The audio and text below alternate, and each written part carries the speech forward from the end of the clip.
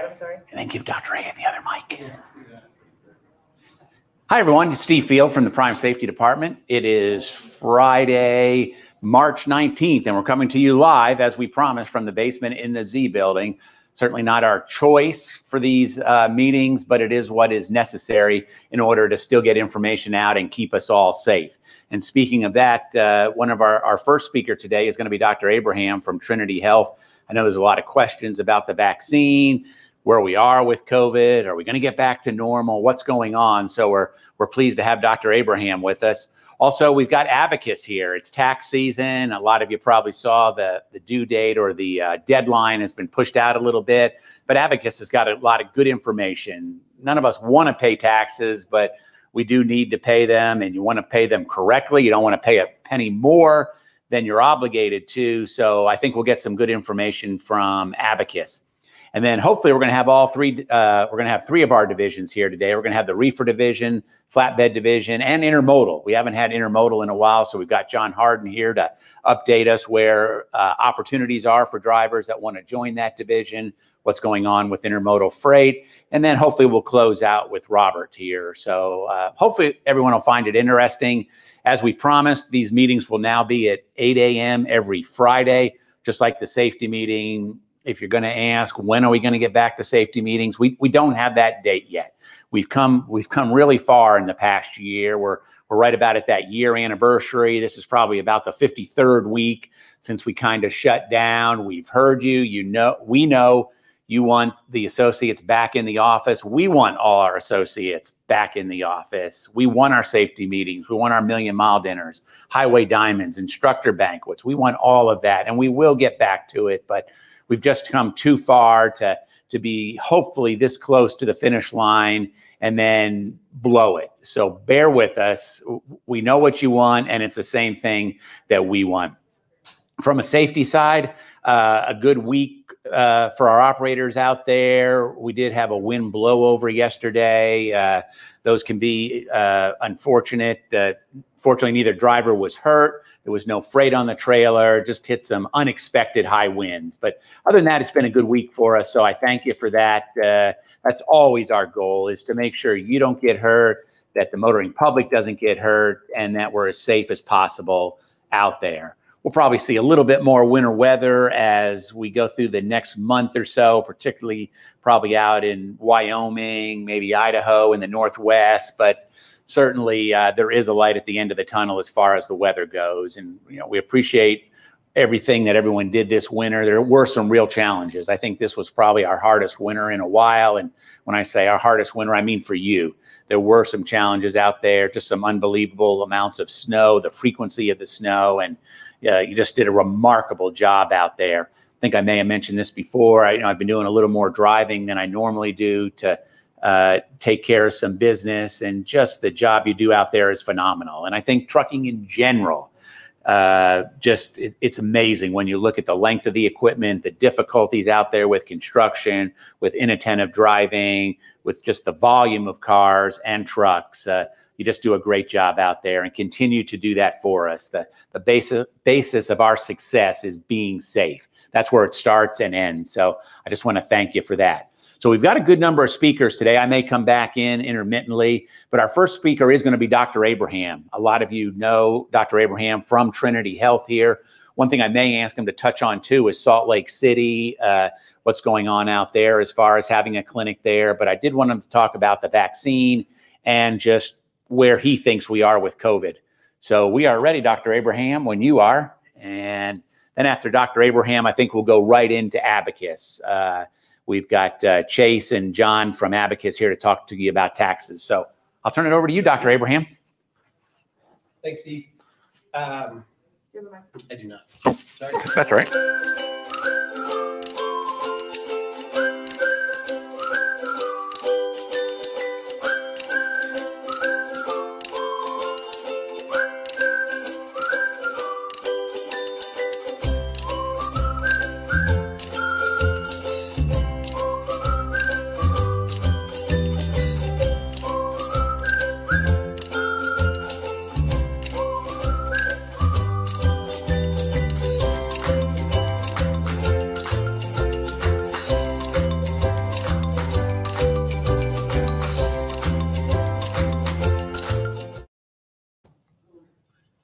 Good morning, Steve. Thanks for having me. It's been a while since we've done this, and it's good to see everybody again.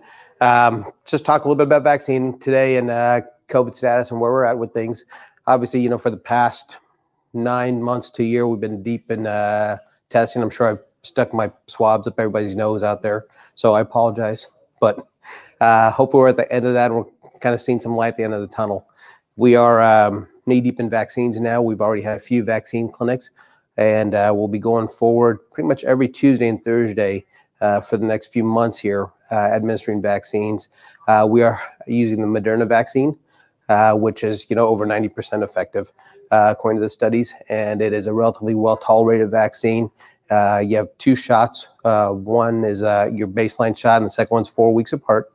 When you jump on to our website, you'll be able to book an appointment for the vaccine. As you're booking it, make sure you book the second appointment too. There's also a link on the site to go and fill out your paperwork so that you have that well in advance of your appointment, and we can have that ready for you when you come in. And the whole visit should take probably about 30 minutes just to get you in there, get you injected and observed, and have you back out the door. So hopefully get you back on your way with your loads. We haven't had any issues as far as major side effects with it.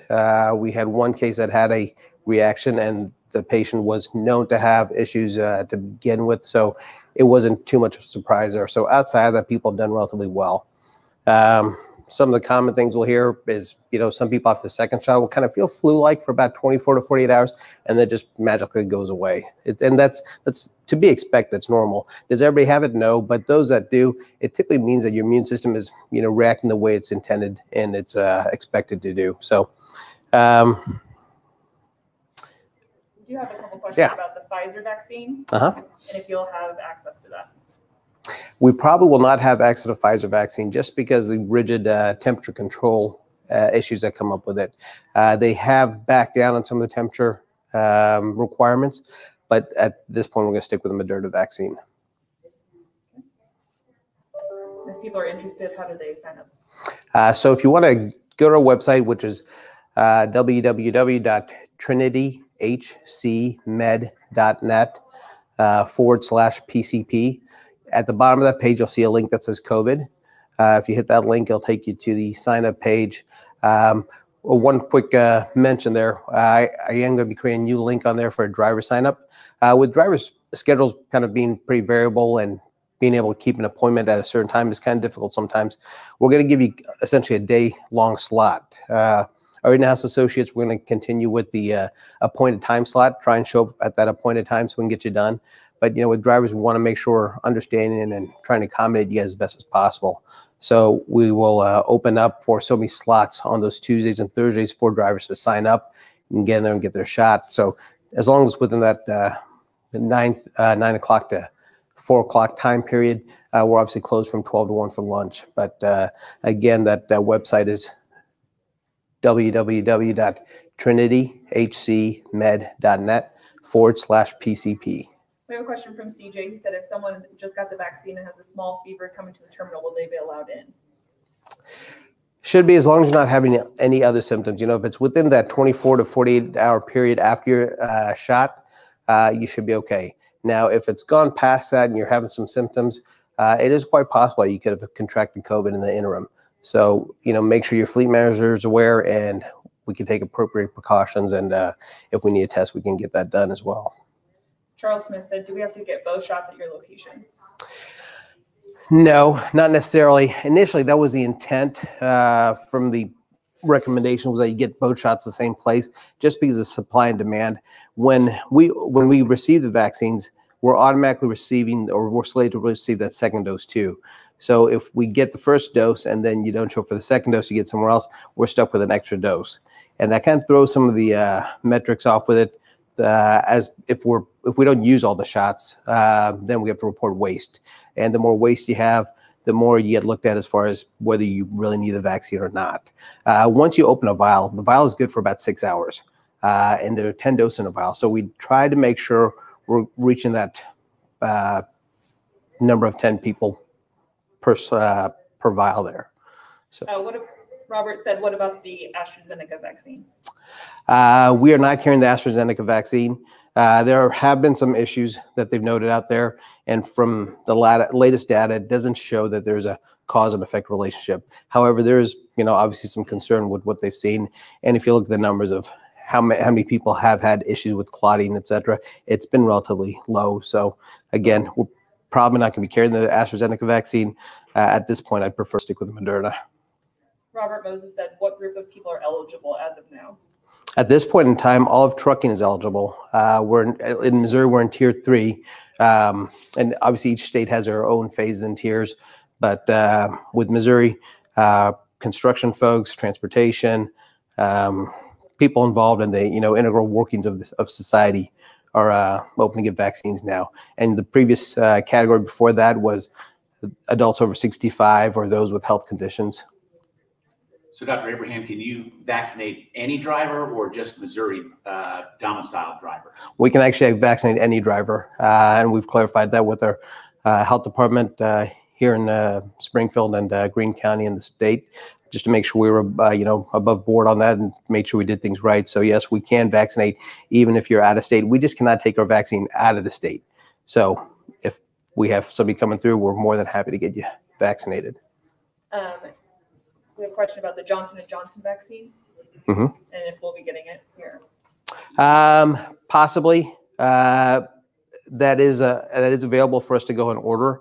And the nice aspect with that is a single shot vaccine, so you don't have to worry about coming back in.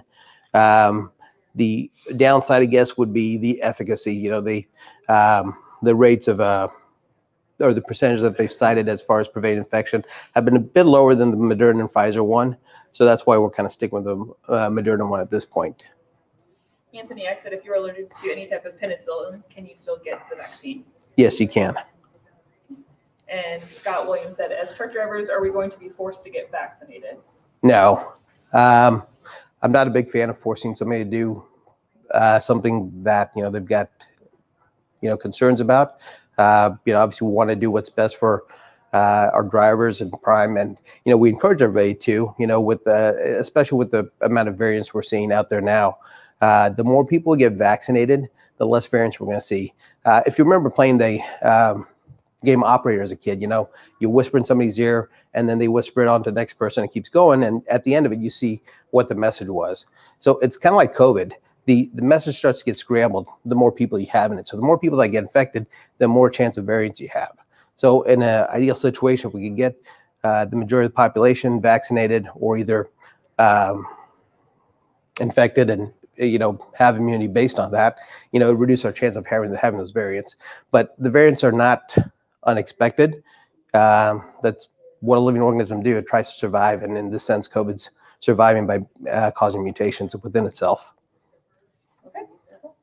Great. Dr. Abraham, can you talk about Salt Lake City? Just yes. We'll wrap up with that. Back about last year, we're looking at Salt Lake City and getting ready to open up things, and then COVID hit. COVID kind of threw everything on its head, and we're trying to recover from that. So it is anticipated that we will continue to proceed with putting a full-service clinic into Salt Lake, and hopefully PA as well. We'll run into some regulation issues as far as state-to-state board licensing requirements and who you can have on site at a clinic facility. So we are working on both of them. Mark Cosgrove said, well, could Pennsylvania in-house associates be able to get the vaccine through you? If they came down here, yes, we'd be more than happy to. I wish there was a way we could take it up there, but since it is a state supplied vaccine, we cannot take it out of state borders and vaccinate elsewhere. So for those that aren't here in Springfield, what is your suggestion? So go to their provider, or look, speak with the provider, look at the pharmacies. We've had incredible assistance from the pharmacies locally. We've even had one of them come and do the vaccines for us on a couple of days. So look at your pharmacies, look at your health department, sign up wherever you can. That's why I told my folks, sign up and they end up getting at the university here. So any chance you can to get it, you want to try and get that done. Okay. Thank you. Great. Thanks.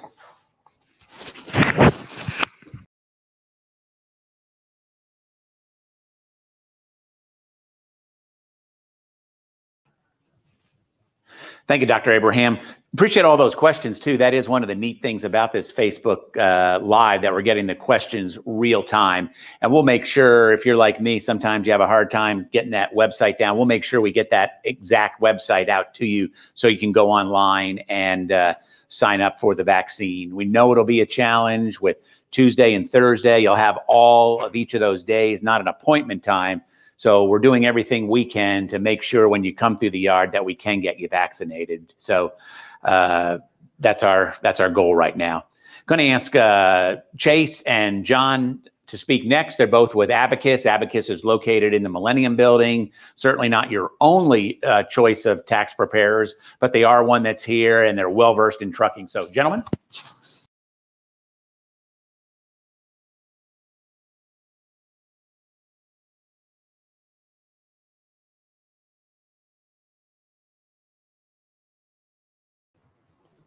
All right. Well, thank you very much, Steve. Well, as mentioned, my name is Chase. I'm with Abacus CPAs. I'm joined by John Helms today. Some of you might remember me from either previous safety meetings from once upon a time, or I do teach a class over at the Campus Inn and speak at the Plaza building for the trainers courses as well. And we're here to just kind of go over some of the news as far as in the tax world. We all know about the stimulus payments coming out and the changes of the dates for filing and so on and so on. So we did just kind of want to get out in front of everybody. We appreciate the opportunity here from Steve to also broadcast and hopefully kind of dispel some of the rumors as well, because kind of like Dr. Abraham mentioned, taxes can kind of be the same way where somebody says something and it may not be accurate. So we're, like I said, here to kind of talk about that.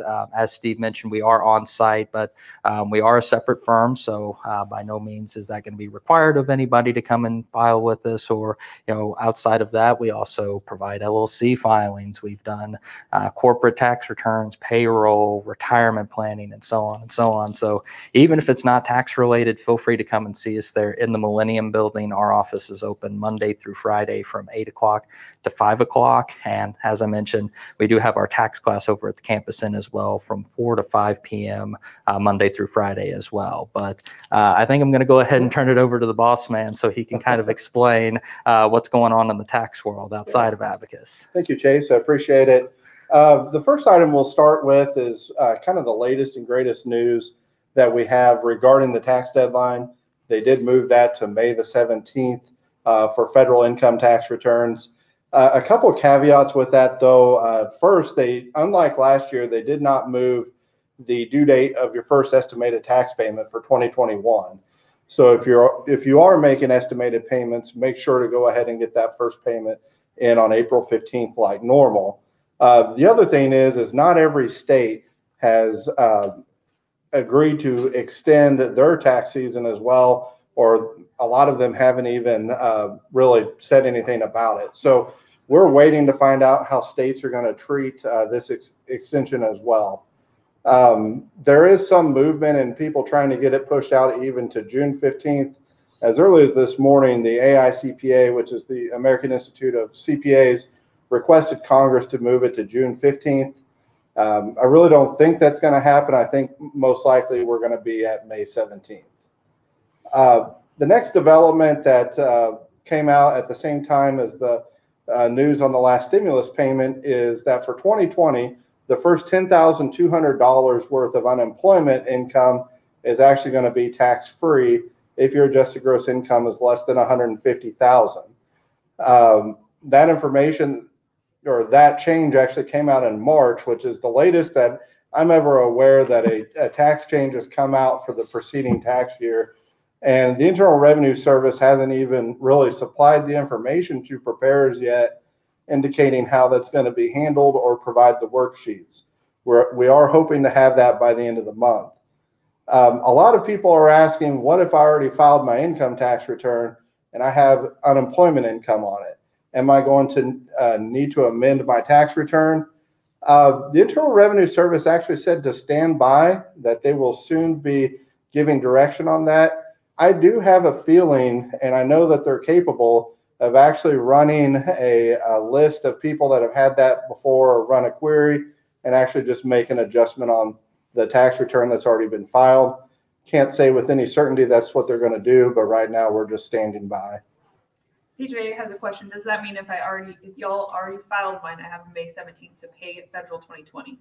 Yeah, so the May 17th is the due date to pay your 2020 federal income tax payment, yes.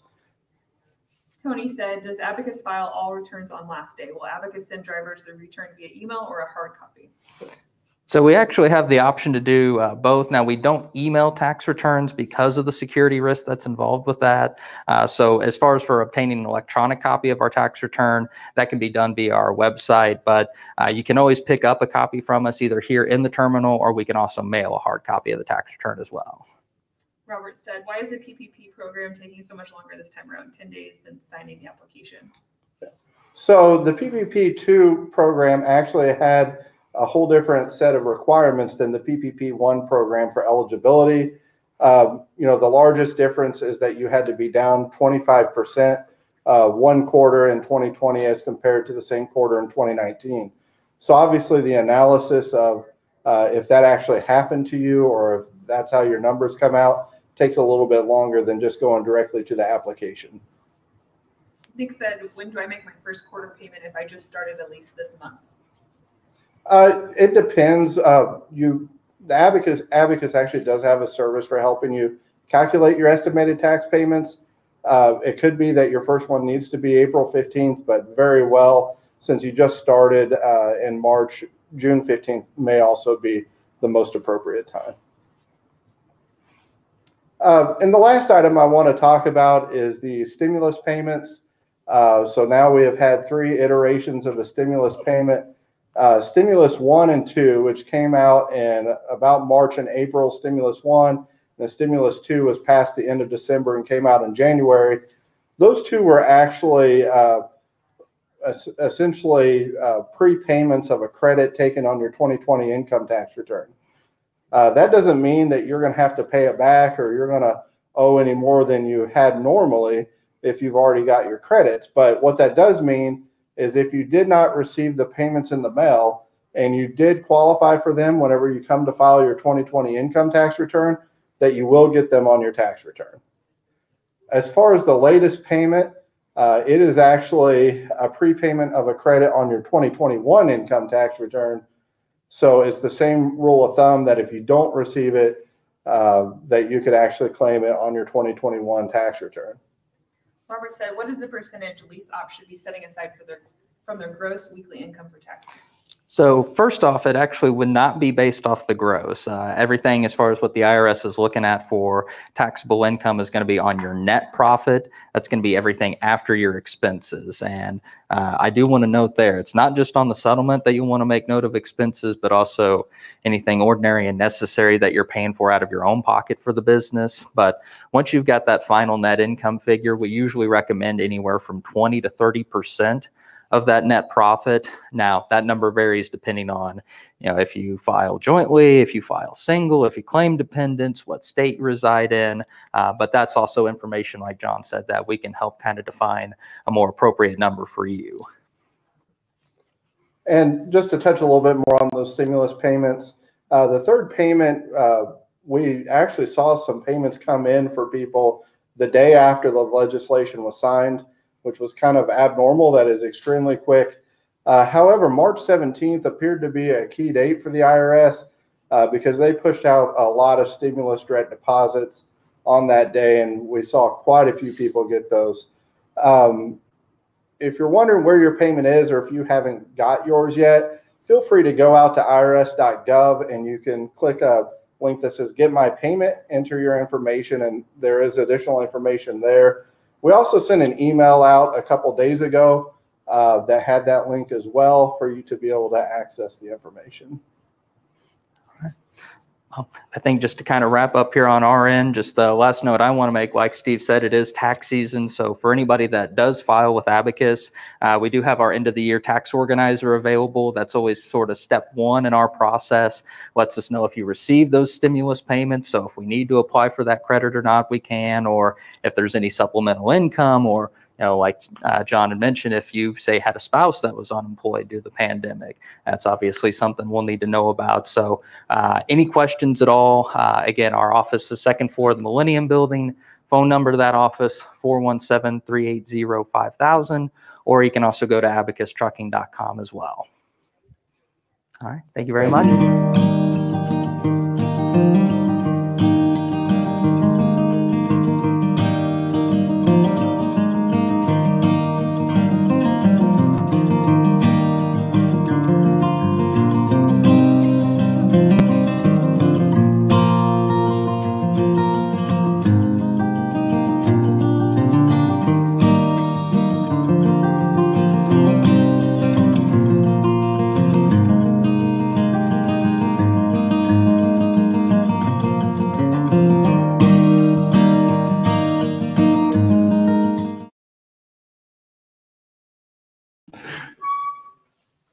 I do want to thank Abacus for being here, and thanks for those questions. I think we, really done well with both Dr. Abraham and with Abacus getting all those questions. And that reminds me of one thing that we've been asked before, and that is once we're able to go back to the normal safety meetings, are we going to keep Facebook Live going at the same time? And right now our answer is yes.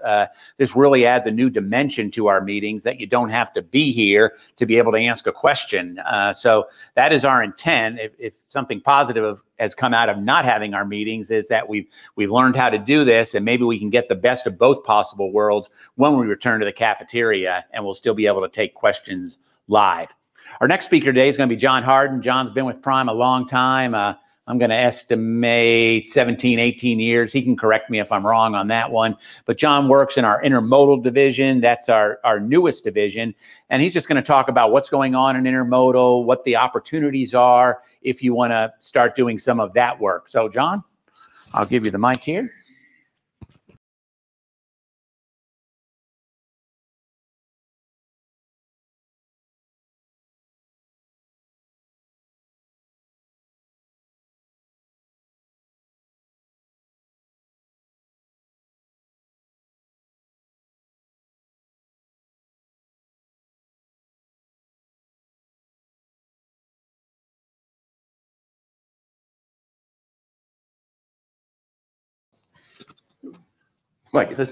Hey, good morning, and thank you, Steve. My name is John Hardin. I have been with Prime a little over 17 years, so you were spot on with that, which is impressive. There's a lot of people here to keep track of. So just wanted to talk a little bit about our opportunities that we have with Intermodal. We've got some exciting changes that we're going through right now. We're just starting to transition into containers from trailers. So with that, that means we've got to reduce the weight of our trucks eventually. So we're going to start transitioning our fleet from mainly lightweights over to day cabs. So we got our first 7 in. We should get 4 more in here in about another 3 or 4 weeks. So far, a lot of positive feedback from our drivers. But also what that means is it's created some opportunity for some areas that we haven't maybe had open in the past. So right now we're looking to bring on drivers. Our 2 biggest areas are still Chicago, Southern California, the Fontana area, also Stockton, California. We run out of those areas specifically. Our drivers typically stay within 250-mile radius of those areas, those markets, so they're out and back all the time. Obviously, as we move into the day cabs, that'll be critical that those drivers are getting back. You obviously can't, there's no bunk in the day cab, so our freight planning will change just a little bit with that potentially.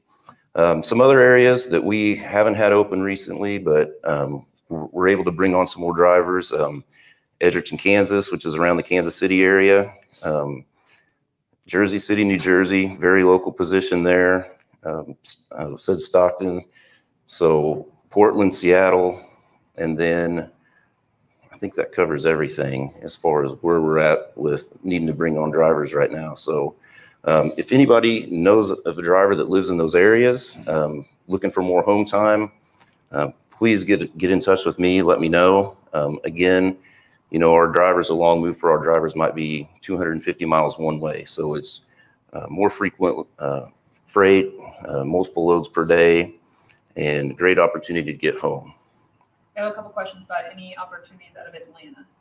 Unfortunately, we don't go in and out of Atlanta. We used to just a little bit, but we stopped doing that.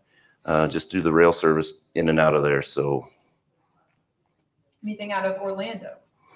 we don't. We have a few drivers in Jacksonville, Florida, but right now we're not able to bring anybody on in that market. So if someone's currently at Prime and they want to switch over to Intermodal, how does that process work? So the best thing to do would be to reach out to me, and we can discuss, where exactly you live and what your needs are, and see if it would be a good fit. Get in touch with your fleet manager, and then there's just a standard procedure that we do anytime somebody switches from division to division here at Prime. And it's pretty painless and simple. And, we do come in and train for Intermodal specifically, which takes about half a day. And that's the entire process. I have a question from Corey. Will day cabs only be company drivers? No, we actually have a couple of lease operators who have leased day cabs. We have one in Pennsylvania, Harrisburg, Pennsylvania, which, I left that off as well. We are looking to bring on a couple more drivers in Harrisburg. So Craig said, if I live in St. Louis, would you be able to get on Intermodal? Potentially. We actually might have an opportunity coming up in St. Louis. So Craig would love to get your information because that opportunity may be happening pretty quickly. Ben Lemon said, anything out of the Memphis area? We do have drivers in Memphis. Right now we have 8. At this current time, we're not looking to bring anybody else on, but that could change as summer gets here and the weather warms up. Our freight will increase out of that area. We are looking to grow in that area as well. So I would like your information to at least reach back out to you. So if they're interested, they just need to call you? Yes, call me. My office line here, direct number is 417-521-3977. Jay Johnson said, is there a place where you list the areas when they open up? Hopefully. Not currently, but you can call recruiting.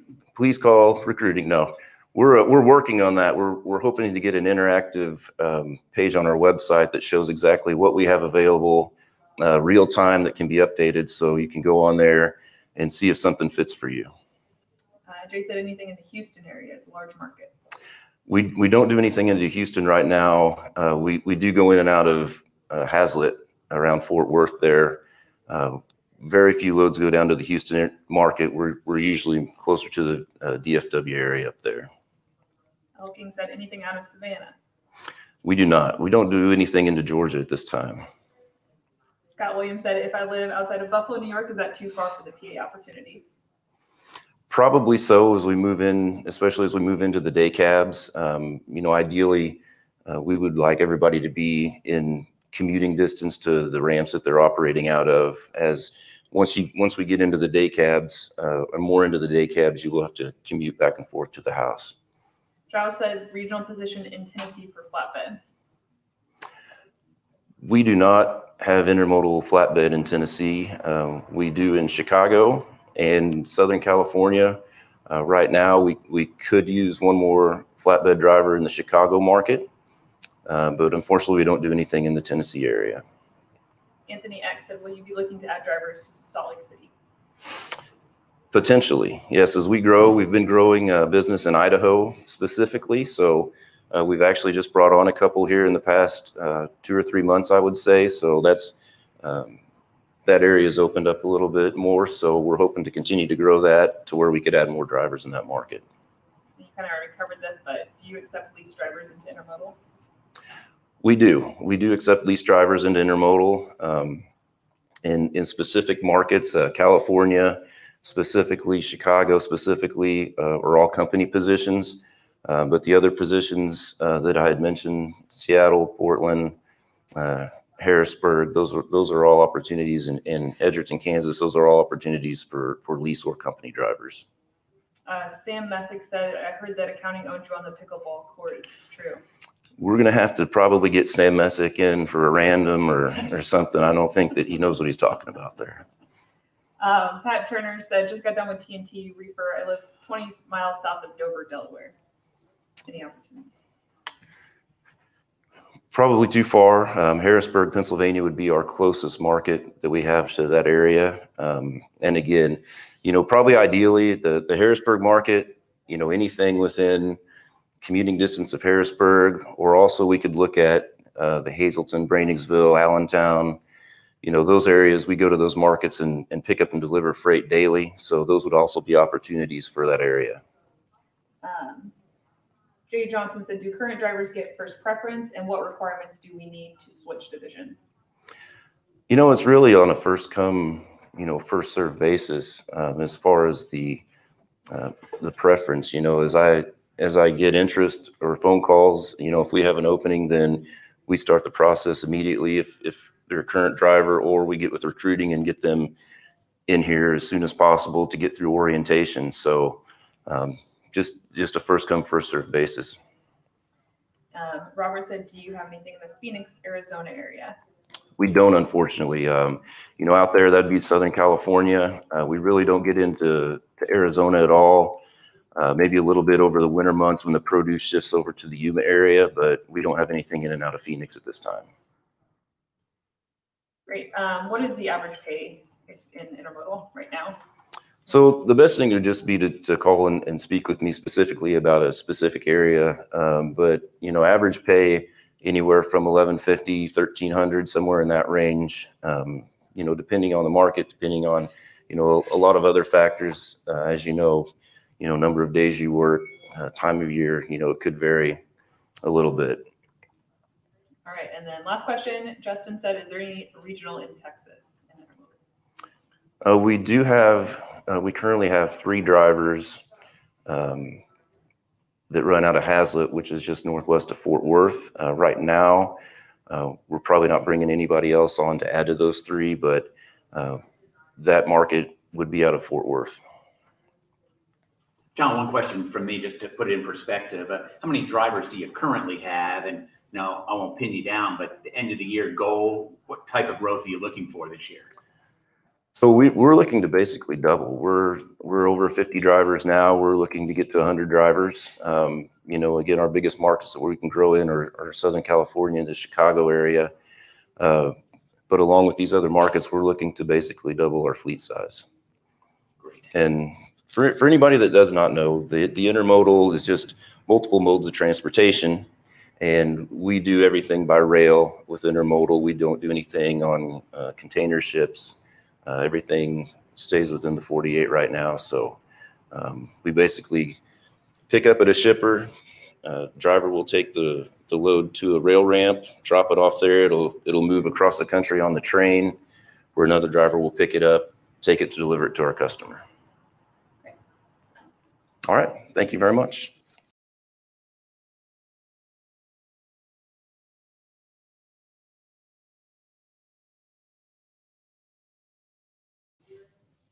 Thanks, John. Boy, we're loving the questions today. It really tells us that we've hit some good subjects, folks that we need to bring back. I think next week, before I forget, we're going to have leasing back. Drew wants to put together a little presentation on how you actually go about buying a truck. If you want to have your own truck, we talked a little bit about that 2 weeks ago with Drew and Kyla, but I think they want to provide a little bit more specific information and really give you what the blueprint is for that to take your business to the next level. So again, thank you for all those questions. The intermodal division is our newest one, but you heard John, they want to double in size this year. So it sounds like there's a lot of opportunity, and those day cabs, that guarantees you just about either you're going to be home every night or you're going to be in a hotel. So that's a little switch from over the road as well. Our next speaker is Brian Brown.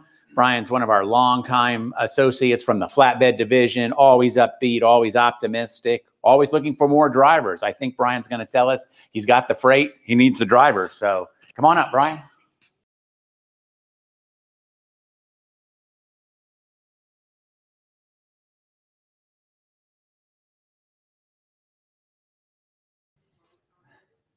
Okay, thank you, Steve. Good morning, everyone.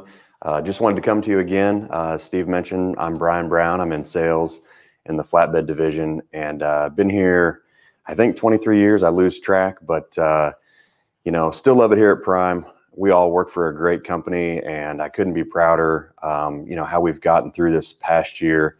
there's been a ton of challenges, as you all know, and you guys have been the face of a lot of those challenges out there on the front lines for us. And you guys have done an outstanding job. And we can't thank you enough. We can't say it enough, how proud we are of all of you, and appreciate you sticking with us through this. And you know, I feel like we haven't just survived through this past year, but we've really continued to thrive. And we've got a great support staff here of people in many different departments that are always here. I want to remind you guys to, you know, take advantage of those support departments if you have any questions or needs.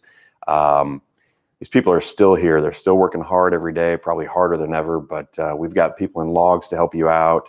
You know, don't forget about the driver health and fitness program we've got.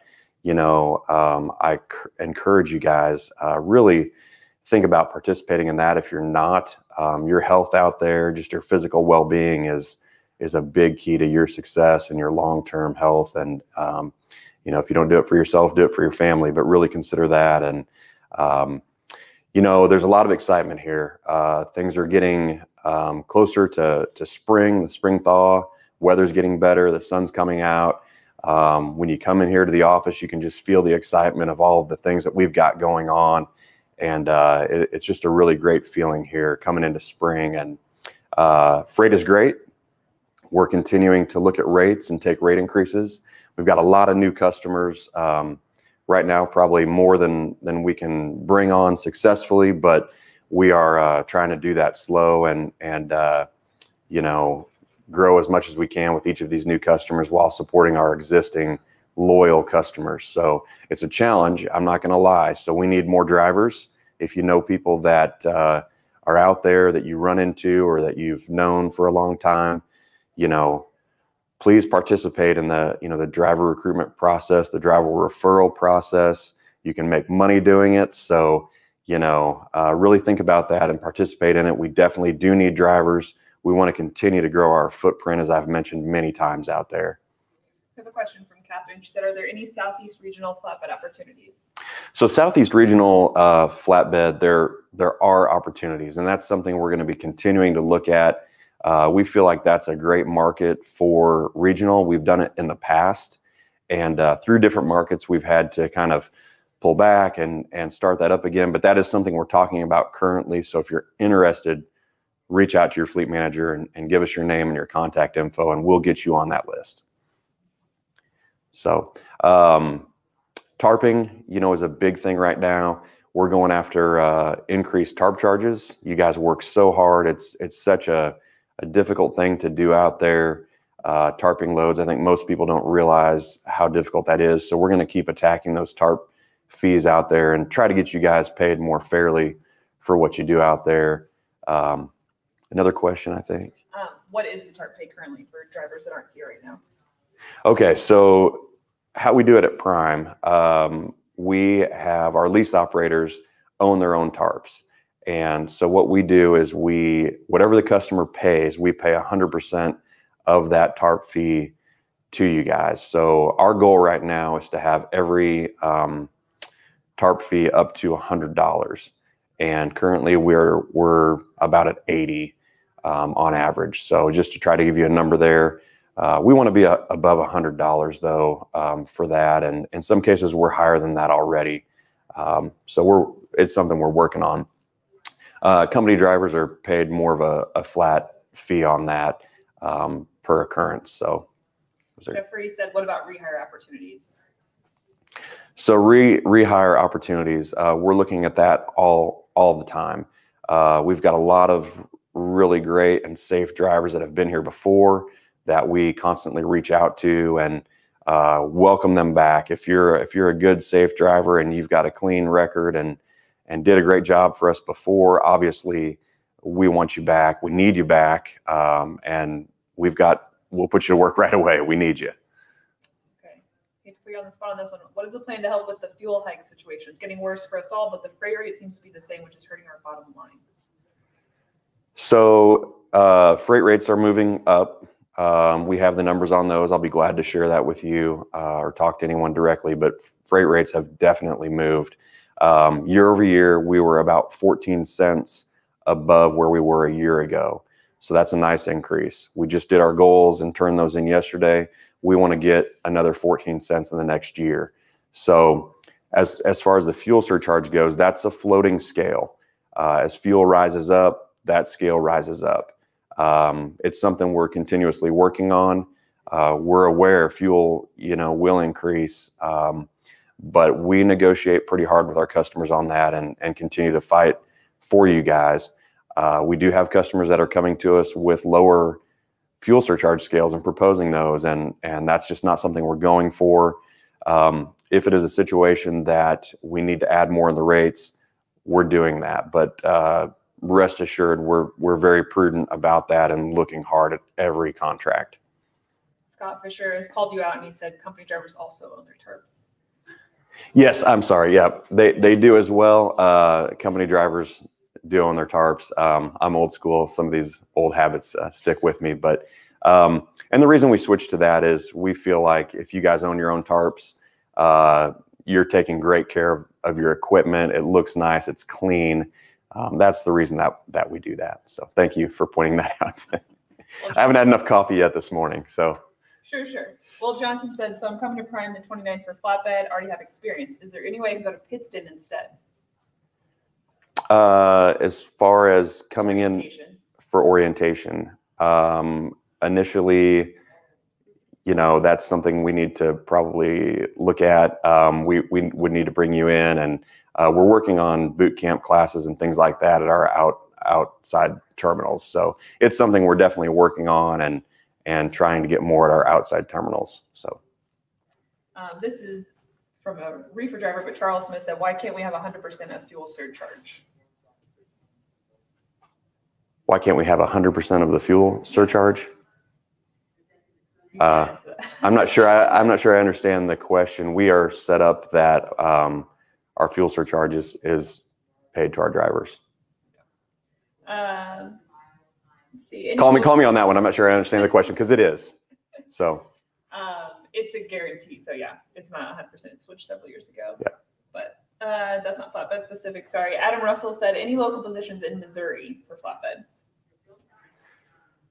Local positions in Missouri, not off the top of my head, but you could definitely call us and talk to myself or Terry Hayes. We'd be glad to look into that for you. We do have different opportunities that pop up all the time. So, that's something we could look at and try to match you up on something. Great. Thanks. Okay. All right. Thank you.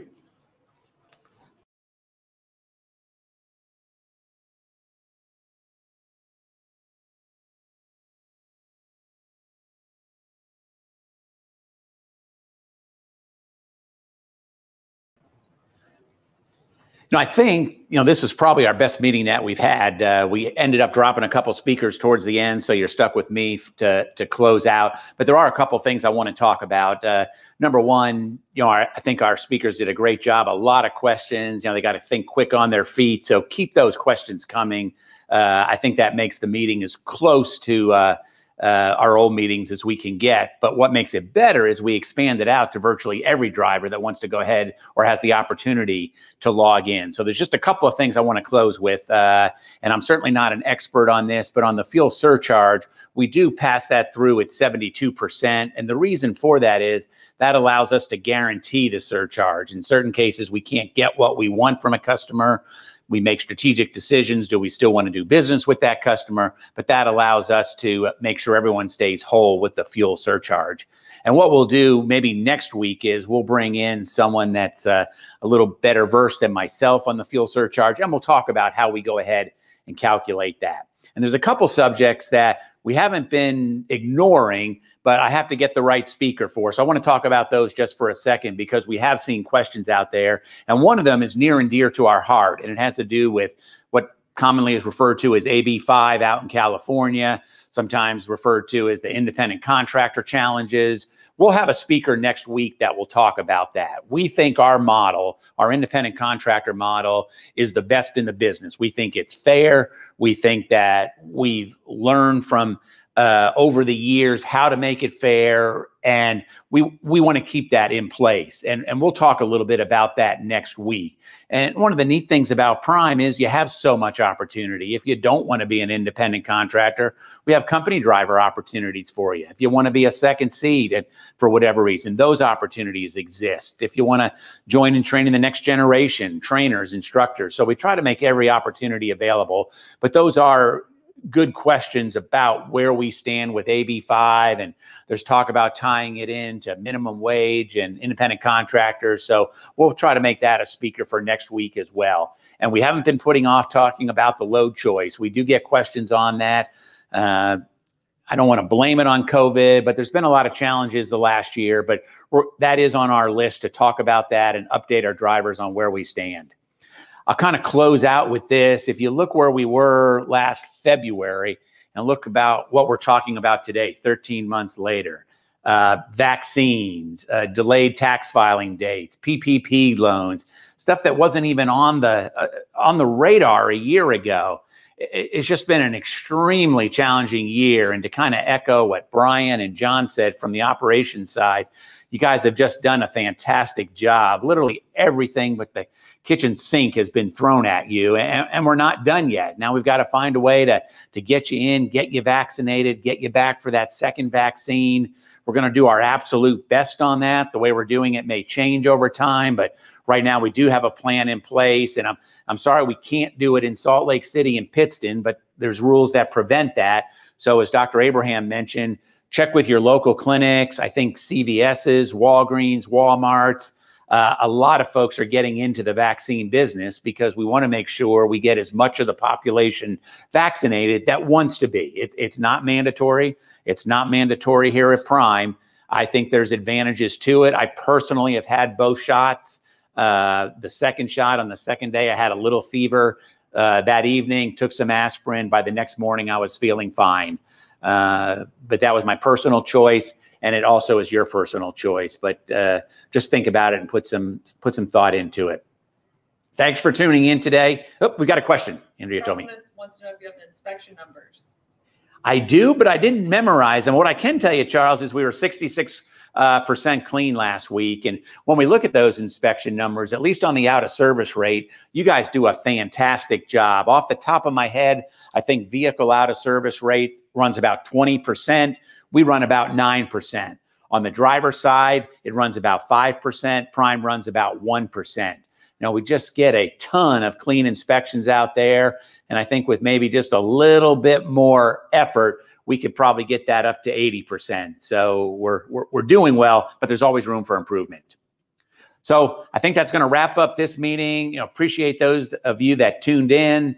A lot of you will watch it later. So if you weren't able to tune it in, thank you for watching it later.